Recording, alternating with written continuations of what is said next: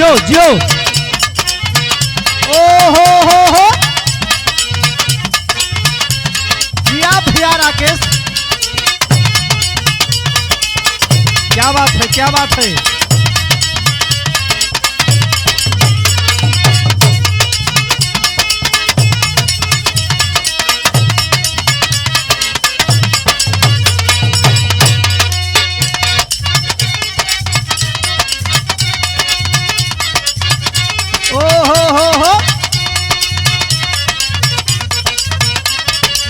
शेर हुआ शेर हुआ।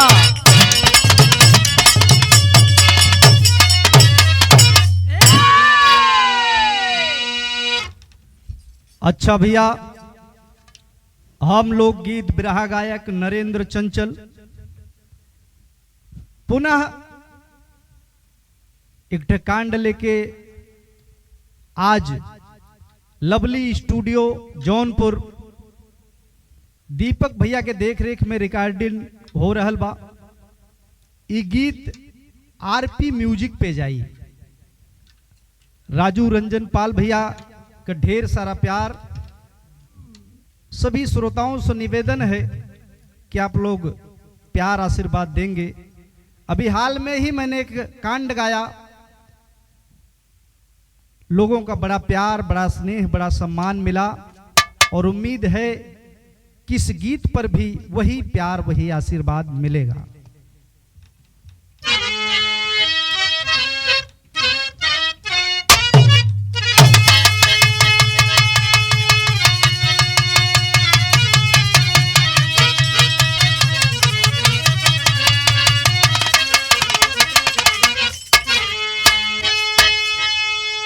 आर तडर नार राम रे हो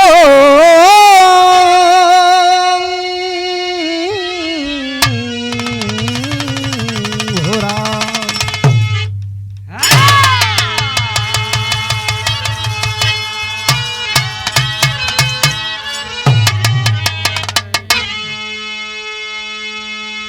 अच्छा था बाबू, अब ही हाल में ही एक गीत बड़ा ट्रेंडिंग में बा, मेरठ कांड।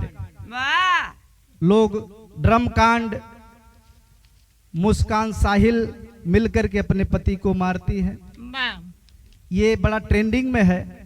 ये दुनिया में, ये भारत में का हो रहल बा कुछ समझ में ना बा। ऐसा ही एक कांड आप सबके बीच में पुनः सुने के मिली। 4 लाइन भूमिका में कवि जी का संकेत बा मास्टर।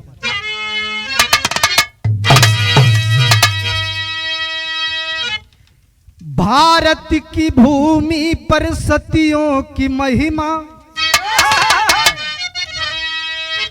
वेदों पुराणों ने हरदम बखाना। पति चाहे निर्धन या अंधा होवे, साचे मन से उसी को है भगवान माना। कोढ़ी पति को निज कंधे बिठाकर, अरे मुदित मन बढ़ाई पग तीरथ की ओरी। प्राण पति को बचाई है यमराज से, आज कुछ पत्नियां भेजे यमपुर की ओरी।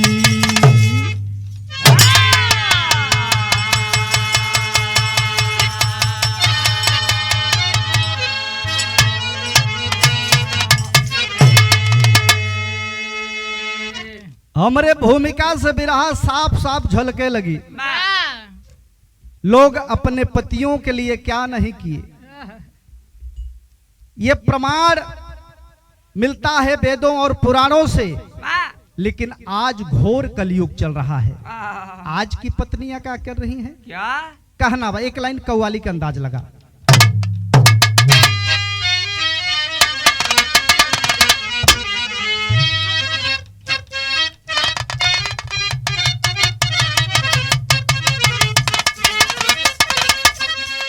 वह गीत बा, अरे तना का बेहुस्न, अरे तनकाबे हुस्न मुसलसल उठाई जाती है।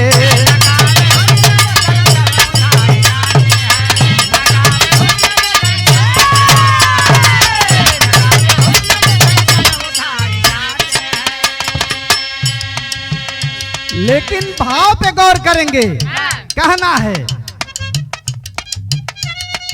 अरे कि जहां पर सतियों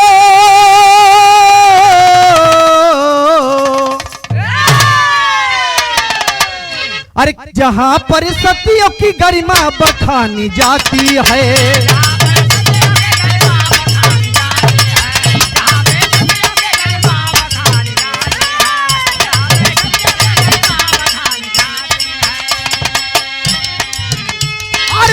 जहां पर सतियों की गरिमा बखानी जाती है, सृजन का मूल जहां नारी मानी जाती है। सृजन का मूल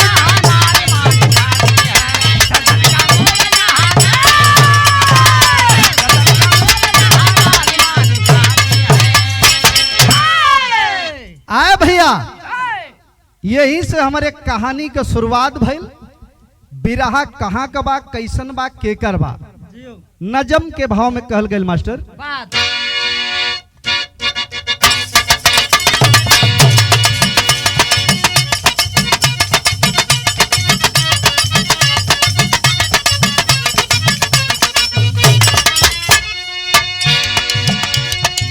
हर गोविंद यादव जी फफून के निवासी थे। हर गोविंद यादव जी फफून के निवासी थे। प्रॉपर सियापुर गांव के रहवासी थे।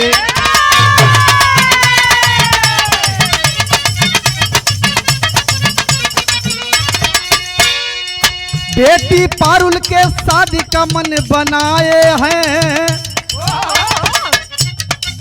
बेटी पारुल के शादी का मन बनाए हैं। भोगांव थाना मंगलादीप गांव आए हैं।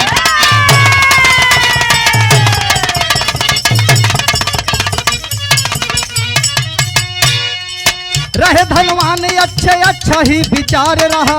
रहे धनवान अच्छा ही विचार रहा। संदीप लड़का जो कि नेक होनहार रहा।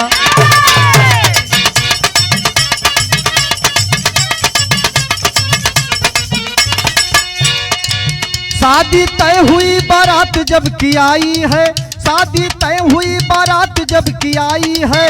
रीति रिवाज से भोरे हुई विदाई है।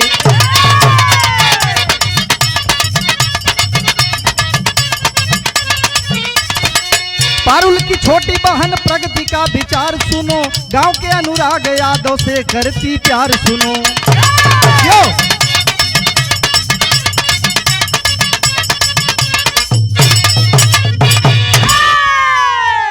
आए भैया, कहानी पे गौर करें ना आप सब। हरि गोविंद यादव जो कि फफून के निवासी प्रॉपर सियापुर गांव के रहने वाले थे, अपनी बड़की बिटिया पारुल का बियाह सेट कैलन भोगांव थाना अंतर्गत मंगलादीपा गांव। बढ़िया घर बार बा। संदीप लड़का भी बड़ा होनहार था। अपने बड़की बिटिया का बियाह कर दिलन। अच्छा भैया, बियाह भइल, लेकिन कहानी मोड़ ले लेबा। एक लाइन गीत लगा मास्टर।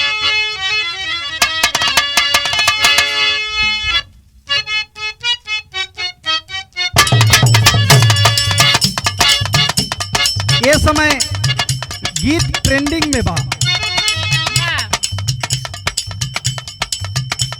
कोनो दुल्ही अपने दुल्हा के व्यवहार से खुश ना बा, अपने पति के व्यवहार से खुश ना बा। ये बदे अपने सैया से, अपने पति से कहे, का कहे मास्टर? ये राजा पहिले नियान नाही मानेला।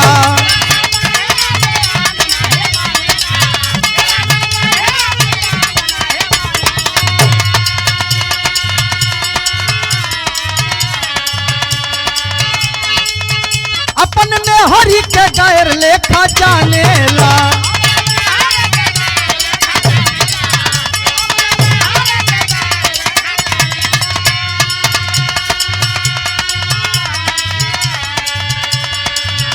कमी भैली बलम तहरा प्यार में चीज कहू सिंगार के नया नेला।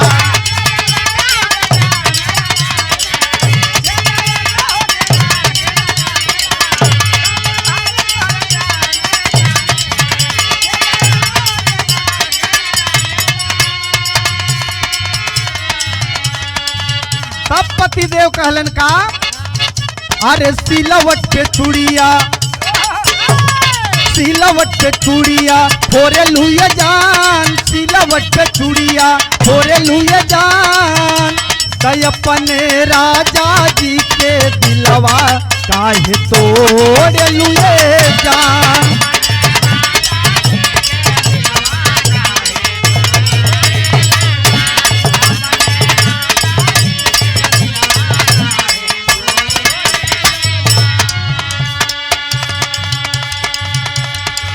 यही से कहानी मोड़ ले दबा।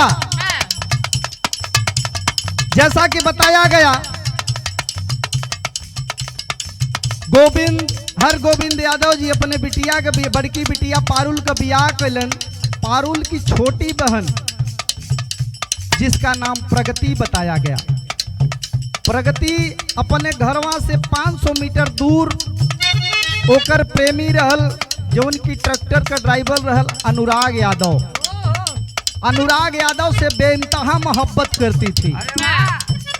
एक दिन मिलती है, दोनों आपस में नैन चार होता है। एक जगह मिलने के बाद आपस में बातें करते हैं। का कैलन प्रगति ने अनुराग से लड़ाई है,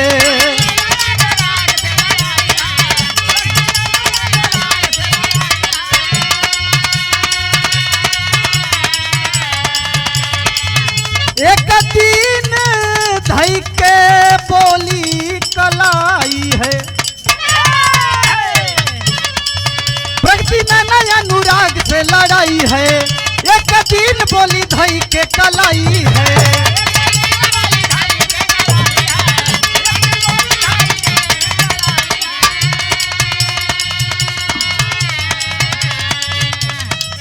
तोहरा बिना मोरी जिंदगी बेकार हो, राजा तो है से मोर संसार हो।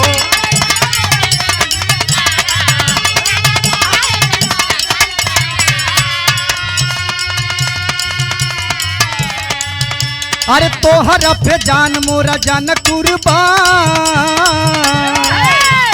तोहरा पे जान मोरा जान कुर्बान।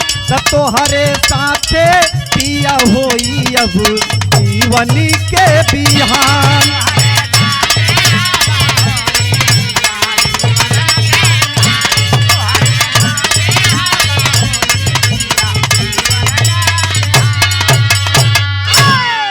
भैया बात को समझला।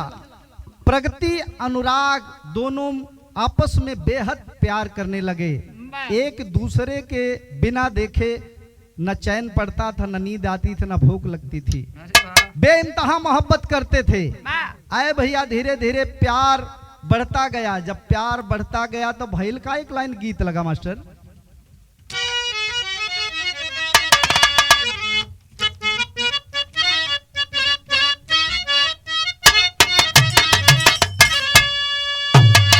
वह गीत बाम अरे पिया परदेश गईले तार लागे टोपिया में।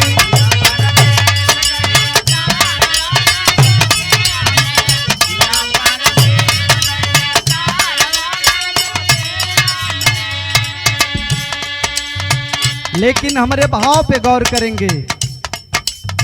प्रगति अनुराग तब विचार कैले मनावा में।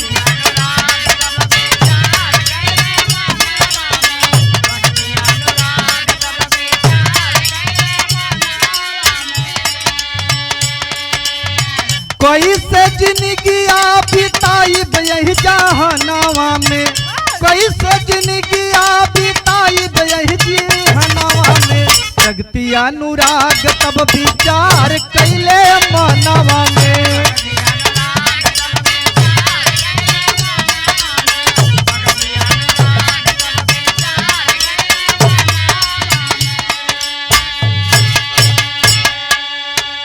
आए आए बाबू प्रमाण मिलता है। अनुराग एक दिन प्रगति से कहता है कि प्रगति, मैं तो एक मामूली आदमी हूँ, एक ट्रैक्टर का ड्राइवर हूँ। मेरी आमदनी, मेरी कमाई कितना है आपको तो पता है। आखिर कैसे जीवन बीतेगा, कुछ उपाय सोचो। कहल गैल का, बिना धन होई नाही प्यारी कौनो काम हो।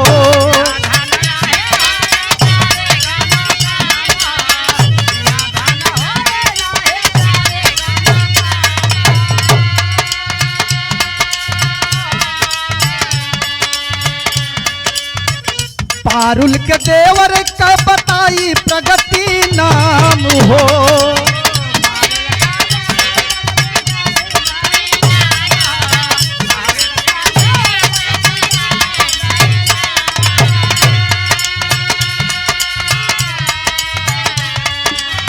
धन खातिर दिलीप से प्यार कैली मनवा में।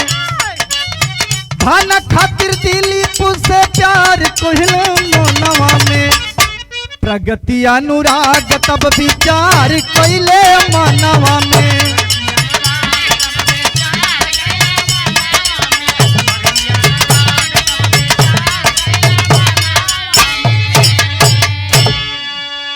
आए बाबू प्रमाण मिलता है। प्रगति कहती है कि अनुराग घबराओ मत, पैसे की तंगी है ना, पैसे की किल्लत है, वो भी जुगाड़ है मेरे पास।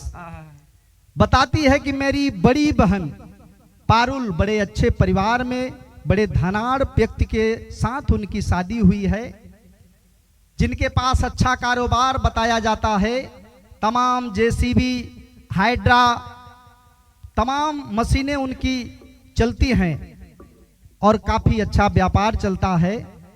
क्यों ना मैं अपनी बहन पारुल के देवर से प्रेम कर लूं, तो कुछ जुगाड़ हो सकता है। आए भैया, बड़े बाप का बेटा जान प्रगति धन खातिर अपनी बहन के देवर से प्यार करती है, वो भी दिखावे का, और शादी के लिए मना लेती है। और दोनों की 5 मार्च 2025 के दिव्यापुर गेस्ट हाउस में ही शादी हो जाती है। पारुल और संदीप दोनों इस शादी से सहमत नहीं थे। दुल्हन बनकर के प्रगति दिलीप के घर आई और पुनः अपने मायके आई और अपने प्रेमी अनुराग से कहती है, अरे भैया सदिया भइल तक कुछ दिन के बाद जब विदाई होती है, मायके जाती है, तो जाकर के अपने प्रेमी से मिलती है। जब प्रेमी से मिललिन तब भइल का,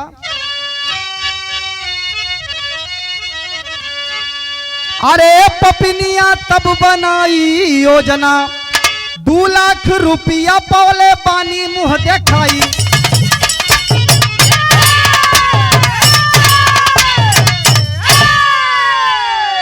अरे बाबू, प्रगति पहुंचती है अपने प्रेमी के पास, अनुराग के पास, कहती है वादे के मुताबिक मैंने शादी तो कर लिया और अब इस रास्ते से, हम दोनों के रास्ते से मेरे पति को हटाना है। और ये कैसे होगा? कुछ पैसे मैं लाई हूं जो मुंह दिखाई में मुझे मिला था, ये सारा पैसा लो और कुछ न कुछ करके, कोई ना कोई जुगाड़ करके मेरे पति को, दिलीप को मेरे रास्ते से हटा दो। अरे भैया, योजना बना लेती है, दोनों मिलकर के योजना बना लेते हैं। तब भैल का एक लाइन गीत लगा मास्टर,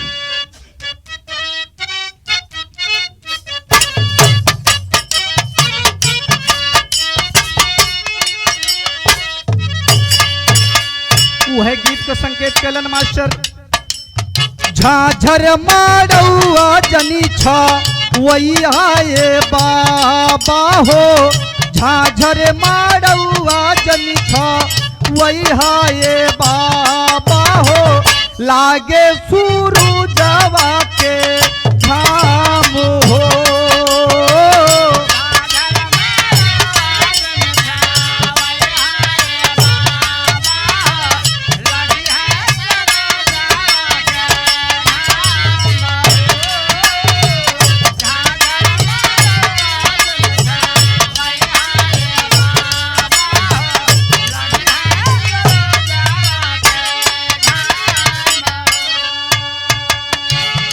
बाबू उस बद चलन नारी को जरा सा भी दर्द नहीं हुआ कि मैं करने क्या जा रही हूं।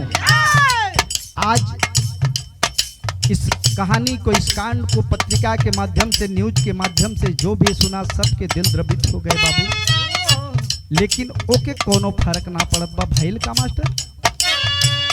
जवने पाती के साथे घुमली भंवरिया हो, जवने पाती के साथे घुमली भंवरिया हो, वही के बनी गईली काल हो।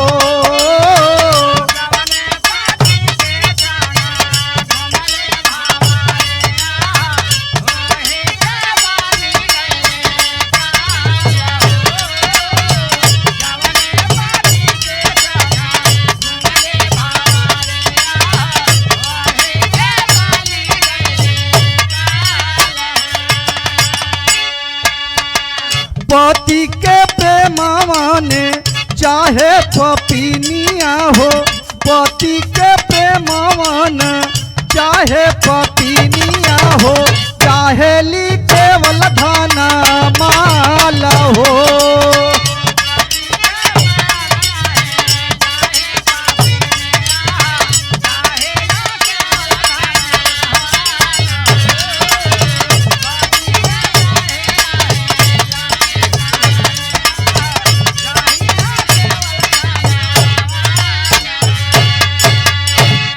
वह पापिन प्रगति अपने बॉयफ्रेंड, अपने आशिक अनुराग से कहती है कि किसी तरह से ये जितनी भी पैसा है, जितना भी धन है, मैं सारा पैसा लेकर के आई हूं, किसी शूटर को दे करके मेरे पति दिलीप की हत्या करवा दो। उसके बाद हम लोग चैन व अमन से अपनी जिंदगी बिताएंगे। जब दिलीप मर जाएगा, मेरा पति मर जाएगा, तो सारी संपदा, सारी संपत्ति मेरी हो जाएगी। जो न चीज का कमी रहल वो पूरी हो जाई। आए बाबू, वो पापिन करती क्या है?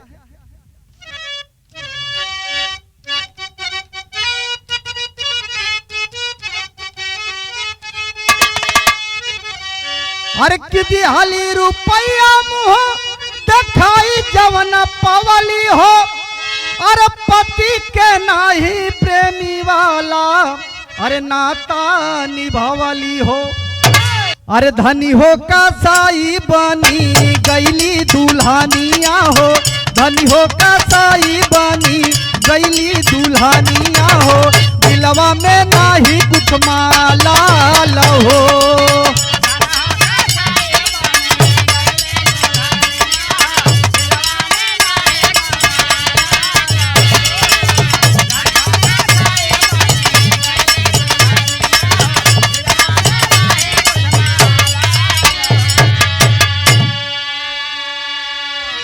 अरे बाबू, प्रमाण मिलता है। मुंह दिखाई वाला पैसा अनुराग जब पाया तो 1 लाख रुपए में अपराधी रामजी नागर को फिट किया दिलीप को मारने के लिए, और प्रगति से कहा तुम बताओ वह कहां है, चूंकि उसका लोकेशन बताती रहोगी तो ही ये कांड हो पाएगा। आए बाबू, तब भइल का यहाँ पहपट में कहल गेल मास्टर। अरे तो न इस मार्च के कैली फोन पपिनिया दुनिया हिल गई। अरे 19 मार्च के कैली फोन पपिनिया दुनिया हिल गई। और कहवा हुआ दिलीप बोली बनिया दुनिया हिल गई।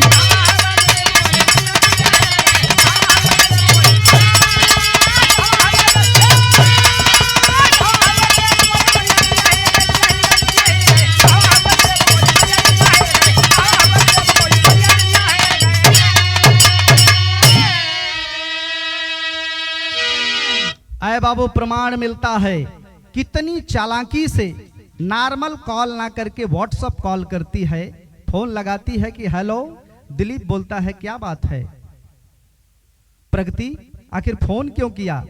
पूछती है कि आप कहां हैं, अभी तक घर नहीं आए। उस समय दिलीप बता देता है कि मैं कहां हूं। तो भैल का कहे दिलीप हम मैनपुरी से, अरे घर आवत बानी हो, प्रगति द्वारा राम जी नागर गया लोकेशन जानी हो।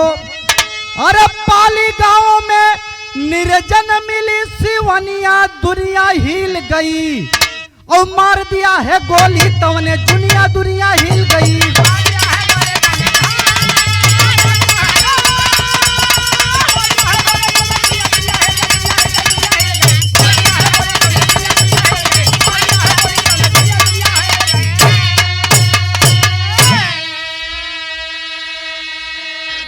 जब प्रगति दिलीप को फोन लगाती है, दिलीप बताया कि मैं इस जगह पे हूं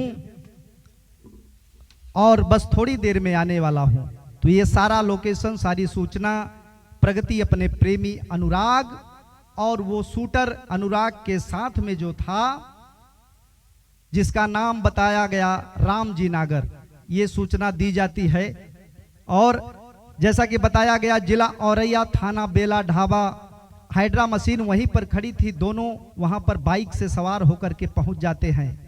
बाइक से सवार होकर पहुंचलन, बाबूजी प्रमाण मिलता है, दोनों बाइक सवार कहते हैं कि भैया यहीं पास में पटना नहर के बीच में मेरी कार गिर गई है, अगर चल के निकाल देते तो बड़ी कृपा होती।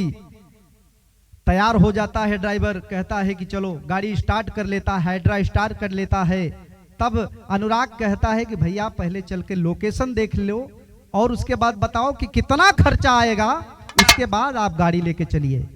दिलीप चल देता है और आगे आगे दिलीप जाता है, पीछे पीछे वो दोनों पापी जाते हैं। बाबू तकरीबन 7 किलोमीटर दूर ले जा करके जब पहुंचते हैं पलिया के पास, जो कि पटना नहर सहार थाना क्षेत्र के अंतर्गत पड़ता है, जब पहुंचलन तब पीछे से वार कर दिलन, निशाना साध के गोली मार देते हैं। बाबू जब गोलियां लगल त दिलीप धराशायी होके तड़फड़ाए लगलन, चीखे चिल्लाए लगलन भैया, और चीख चिल्लाहट सुन करके दोनों पापी भाग जाते हैं और मुड़ करके भी नहीं देखते हैं कि आखिर ये मरा या भी जिंदा है।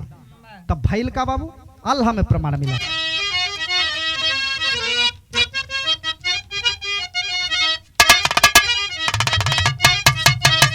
हाय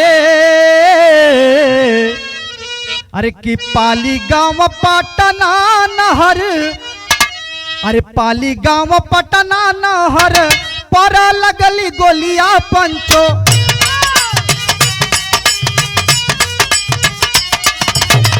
गेहुआ के खेतवा में गिरी गईले ला,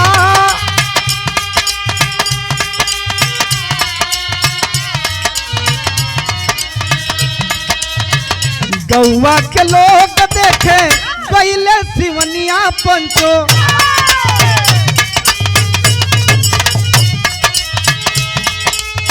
सब ही के दिलवा में मचल बाबूचा,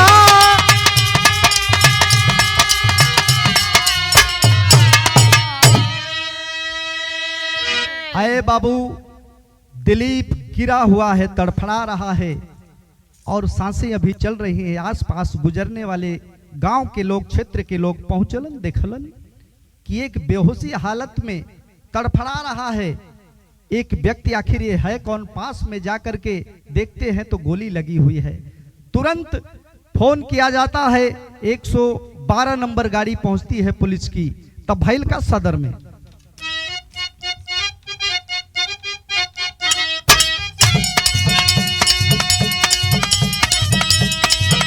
अरे आयल 112 नंबर पाई के खबरिया,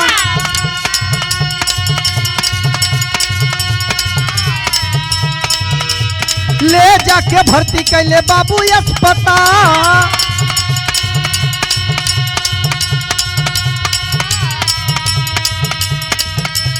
हो गए फरार 21 मार्च के सुगना,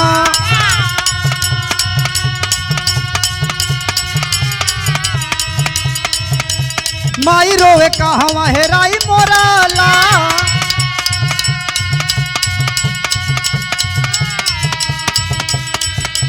सीसीटीवी से पकड़ाए अपराधी।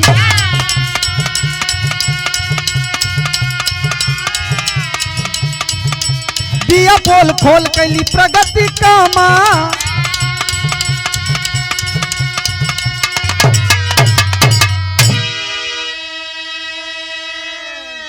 आए बाबू प्रमाण मिलता है। 112 नंबर गाड़ी पहुंचती है, पुलिस पहुंचती है और उसको लेकर के तुरंत हॉस्पिटल की तरफ रवाना हो जाते हैं। कई जगह जाकर के इलाज करवाने की कोशिश की, लेकिन हर हॉस्पिटल से रेफर कर दिया जाता था। अंत में मध्य प्रदेश भोपाल में जाकर के एक बड़ी हॉस्पिटल में एडमिट करते हैं। एडमिट तो किसी प्रकार कर लिए गए, लेकिन प्रमाण मिलता है बाबू 21 मार्च को दिलीप के प्राण पखेरु उड़ जाते हैं भैया। शोक का माहौल है। पुलिस खोजबीन में लग जाती है, अपराधी को ढूंढने में लग जाती है। आए बाबू प्रमाण मिलता है सीसीटीवी, उस एरिया के जितनी भी आसपास की सीसीटीवी थी और सीसीटीवी कैमरे से खोज कर लिया पुलिस वालों ने। जब खोज कैलन तब भैल का बाबू यहाँ खड़ी में कहल गई।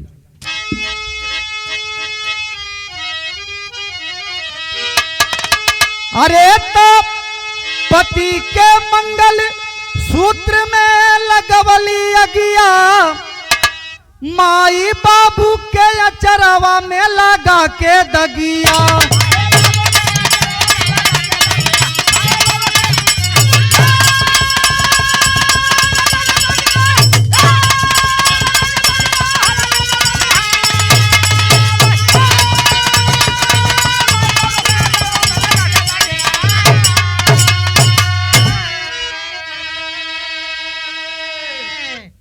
पुलिस प्रशासन कैमरे के माध्यम से, सीसीटीवी कैमरे के माध्यम से खंगालती है तो उसमें नाम आता है और अनुराग यादव, प्रगति और जो शूटर था जिसका नाम बताया गया रामजी नागर, तीनों को हिरासत में लिया गया। लास्ट में पुलिस सख्ती से पेश आने लगी, तब सारा मामला, सारी बात, सारा गुनाह कबूल कर लिए तीनों। तब भैल का बाबू अरे कहीं प्रगति अनुराग दोनों गईले जे हलखनवा, राम जी नागर पकड़ा गईले बाबू तवने छनवा। नई हर सासुर दुनहु के डूबौली पगिया, माई बाबू के अचरवा में लगा के दगिया। स्वामी गुरु बिहारी पत्तू यह प्यार की ना परिभाषा, बाग में आग लगा के रखते मीठे फल की आशा।